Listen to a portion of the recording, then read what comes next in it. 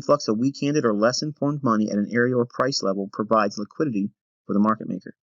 The chart may appear bearish, but the underpinnings are in fact the opposite. The retail crowd will sell at a moment when the price will be devoid of resistance. Price will rally and leave the retail trader short with drawdown in the trade.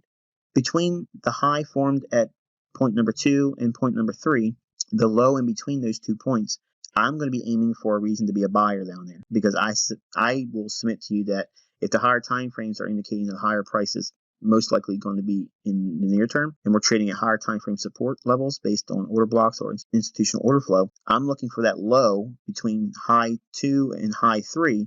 I'm looking for a bullish order block at that low in between the 2 points. And while price may drop down into that old low just by a little bit, but not get down to that low altogether, I will be looking for a bullish order block to buy. Or I will accept a break just below that low for a turtle soup long entry, or basically a run on the sell stops. Many times the market will break through.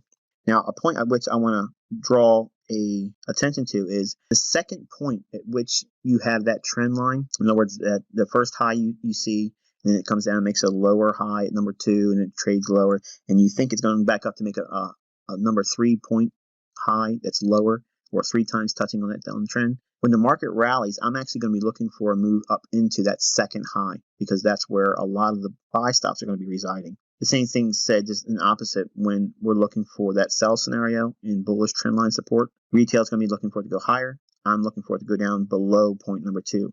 That's where everyone's stop loss is going to be.